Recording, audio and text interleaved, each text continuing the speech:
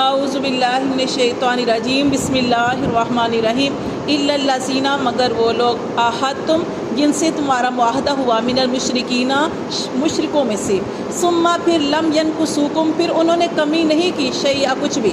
کس میں کمی نہیں کی؟ معاہدے میں. ایک تو ہم نے پیچھے پڑھے وہ لوگ کہ جنہوں نے معاہدہ توڑ دیا، ایک یہ وہ لوگ ہیں کہ جن کے ساتھ معاہدہ ہوا لیکن انہوں نے اپنے معاہدے کو برقرار رکھا، تو یہ ان کی بات ہو رہی ہے، یہ دوسرے فرقے کی بات ہو رہی ہے.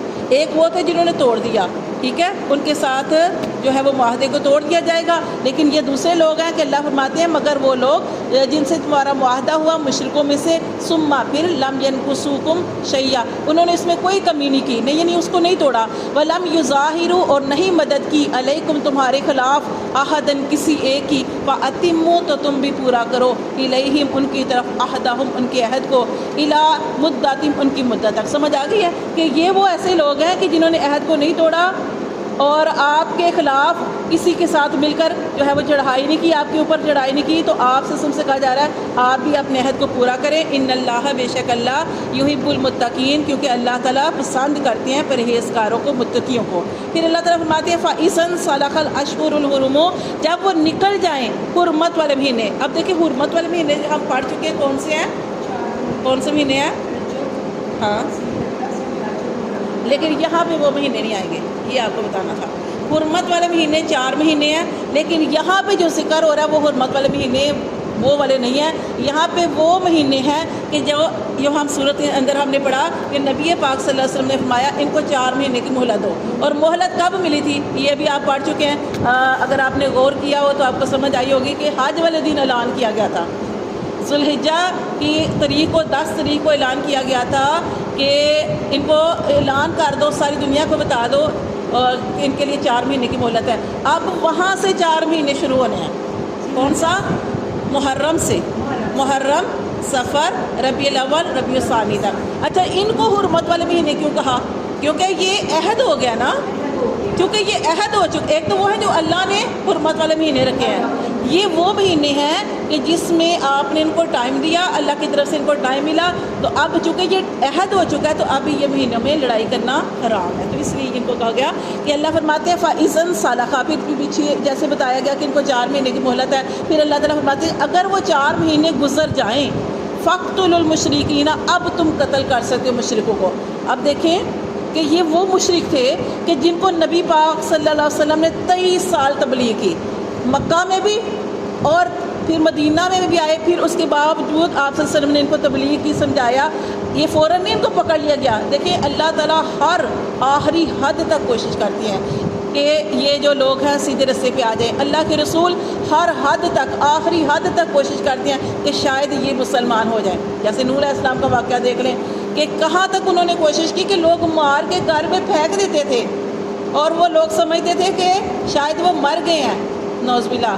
لیکن وہ اگلے دن پھر اٹھتے تھے، پھر وہ کیسے زخموں سے چور چور ہوں گے، پھر اٹھ کے دین کا کام کرتے تھے آخری حد تک.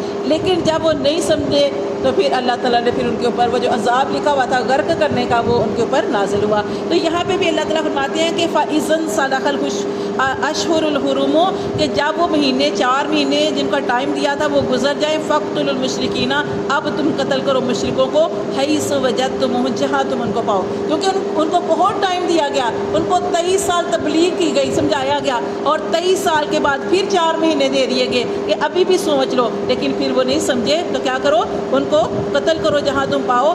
وَخُذُوهُمْ اور ان کو پکڑو، وَاحْصُرُوهُمْ ان کو قید کرو، وَاقْعُدُوا اور بیٹھ جاؤ. کہاں؟ لَهُمْ ان کے لیے، كُلَّ مَرْصَدٍ ان کی طاق میں بیٹھو. اب ان کو ان کی طاق میں بیٹھو، ان کی گات میں بیٹھو کہ جہاں بھی وہ ہے اب تم ان کو قتل کرو. فَإِن تَابُوا پھر بھی اللہ تعالیٰ دیکھیں کتنے غفور الرحیم ہے. پھر بھی اللہ تعالیٰ فرماتے ہیں پھر اگر پھر وہ 4 مہینوں کے بعد بھی ان کو خیال آ جائے کیا؟ فَإِن تَابُوا اگر وہ توبہ کر لیں، وَأَقَامُوا الصَّلَاةَ اور نماز قائم کر لیں. توبہ کیسے کریں؟ توبہ کریں، اسلام قبول کر لیں، نماز قائم کریں اور وَآتَوُا الزَّکَاةَ اور زکوٰۃ ادا کریں. فَخَلُّوا سَبِیلَهُمْ اللہ فرماتے ہیں اب ان کی راہ چھوڑ دو، اب ان کو تنگ نہیں کرو. ان اللہ بے شک اللہ غفور الرحیم، اللہ تو بڑا ہی بخشنے والا، بڑا ہی رحم کرنے والا ہے۔ وَإِنْ أَحَدٌ، اور اگر کوئی ایک من المشرکین استجارک، مشرکوں میں سے آپ سے پناہ مانگے، فَأَجِرْهُ، اللہ فرماتے ہیں اس کو پناہ دو، حتیٰ یہاں تک کہ یسمع، وہ سن لے کلام اللہ، اللہ کے کلام کو۔